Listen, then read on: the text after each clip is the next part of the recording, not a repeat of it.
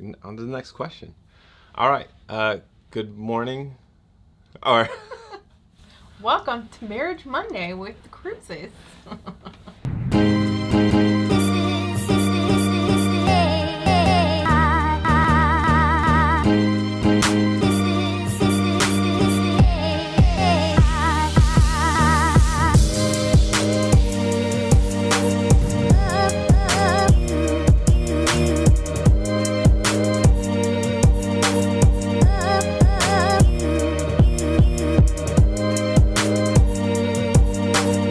Hey, my name is Jay Cruz, and I'm Julie Cruz. and welcome to Marriage Monday with the Cruzes. That's what Julie just dubbed it. She dubbed it. Kind of has a ring to it. Our second question was from Heather, and it says, "How do you not go back to old arguments when they keep coming up?" It's a good one. I'd ask the question, who keeps bringing it up? Takes two to argue. Oh, yeah, okay. Takes two to tango. So Julie, what are your thoughts? I don't know. I think when I think about our marriage right now, I don't feel like we do bring up all the old arguments, but there was a time when we did, all the time. I think it's because. What were one of those? Let's rehash this. Let's relive one of them. What will be one of them? Oh, Let's be transparent. It's okay. What do you think? I can't remember. A few moments later. Oh, we still argue. I just thought about one. Okay, so one, I wouldn't say it's an argument, but a constant need, I guess. And so, like our marriage goes in ebbs and flows. I think a lot of times I think we're doing really great, but then Jay's like, wait, I'm still wanting you to work on this. I don't know how to. Like you're with with my fitness, it is a constant argument. Okay, so I was gonna go down not that specific route, but something similar. So Julie and I always discuss what goals we want to accomplish. So, and we always have some other thing that we want to do, and so we discuss those things. We talk about those things, and we get really good at doing some of those things sometimes, whatever it is, and we get on track. And then when one of us falls off track with that thing, I think in general, I don't know, I'm not going to say in general, but in our marriage specifically, touching some of those things and bringing accountability to that situation is actually tough sometimes. It is. I think Jay can say what it really is. You don't have to be like beating around the bush.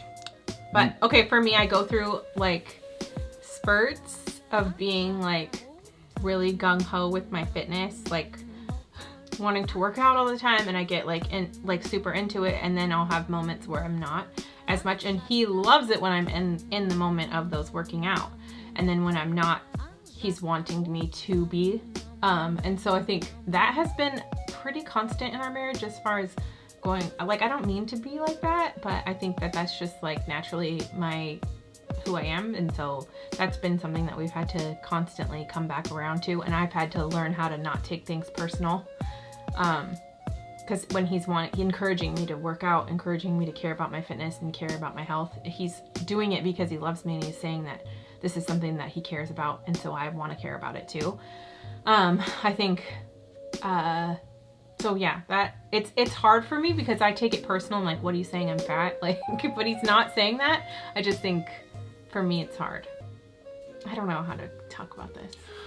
So okay, I'll bring up mine, which I feel like is, wow. This is a hard one. Okay, so mine is, and I talked to one of my old pastors about this a long, long time ago, and I would call it heat checking, is what I would call it personally.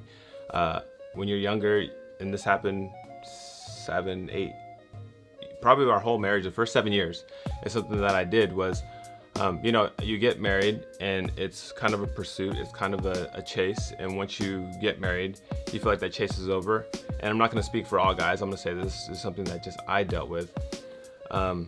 But I always had to check whether or not I was still attractive to the female race. Like I always just had to check. There wasn't like I was going to do anything about it, but I just wanted to see, oh, is this girl into me? Oh, she is? Okay, well then I'll just leave it alone. But that was an issue, and he would come home and tell me every single situation, like, oh, I was at lunch and this girl, I'm like, bro. Hey, hold on. Hold on, you're painting. But that is true. You're painting the wrong picture here. So, I would do it, not to do that, but I was communicating to her, not knowing that I was communicating to her like, hey, this is what I want from you, without saying that specific thing to her. Like I'm saying to her, hey, this girl did this, without telling her as like, I want you to do this. So which I never got, ever. Yeah, because I spoke in I'm like, I spoke in foreign language. You know, guys, you guys experienced that a few times when someone speaks to you in a language you don't understand and they expect you to read their minds, maybe. So I was doing the same thing, which isn't fair. So I did that for a long time, and it came to a point in our life where I hit rock bottom in that area, and it's like, okay, enough is enough. This is done. I'm not dealing with this anymore. It's not worth it for our marriage. Like I'm not even gonna do this type of thing anymore. And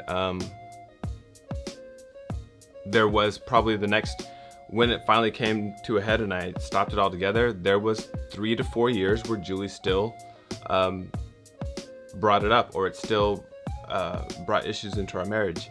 And honestly, and it still comes up sometimes, like I could feel it, like if we're at a restaurant. Me? Yeah, if we're at a restaurant and I'm like, hold on here. Hold on. What? Can I talk? Yeah, but you're about to say something that has nothing to do with me doing anything. I know. It's different. I'm saying, okay. For me, it feels like I have to check my own self sometimes, because like we'll be out to dinner or something and he's just being nice to a waitress or like saying something nice, and I'll look at him like.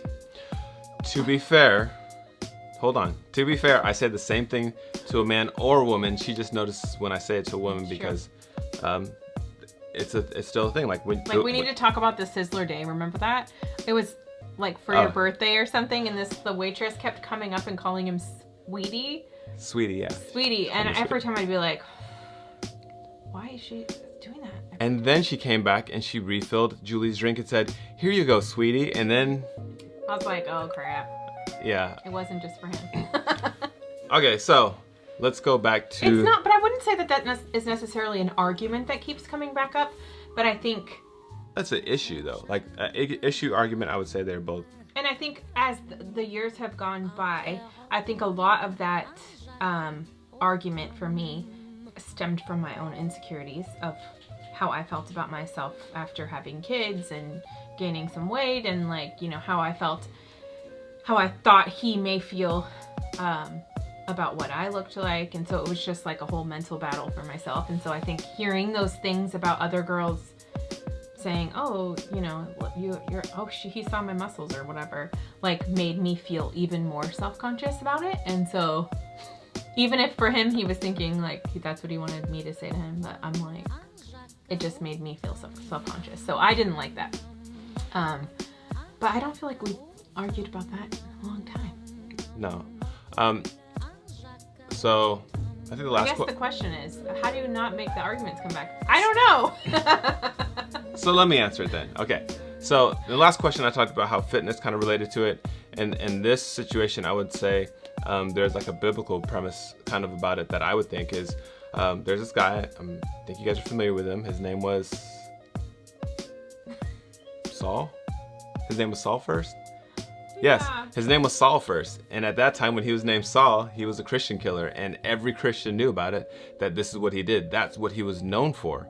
But then there was a change. There was a switch that was made in his life, that he actually came and encountered God, and God said, you're now going to be called Paul. You are a new person. You are going to be this new person. Us as individuals, when that person does actually try and change and do those things, we can't keep bringing back up the old person that they were. When they're trying to become the new person, it very easily helps them like slip back into whoever it is, because it's like, well, if you're going to accuse me of being this person, I might as well be that person if you're going to accuse me of being that person. And it's hard because you're like, you can forgive someone, but your emotions are still there. And so you have to like, actually, I remember there's been times where I like, you know, you want the other person to hurt as much as you've been hurt. And so you'll I feel like that's what you've done a lot of times. You want me to hurt as much as you think that I've hurt you, and so you'll intentionally say something. No, not anytime recently. Not anytime recently, but I'm saying recently, as in the past 5 years. I know. Before, but I'm saying okay. In the past. Jeez. The past. You keep painting this picture that I'm some like just horrible dude. Like. No, I'm not. No, I'm not. Okay. I don't mean it like that, but I mean like, it's hard to not bring things back up. I know I've done it before. And I will also say, as the other person, as being the other person, the one that's trying to change, don't allow them to bring you down. Don't allow them to drag you into that argument again.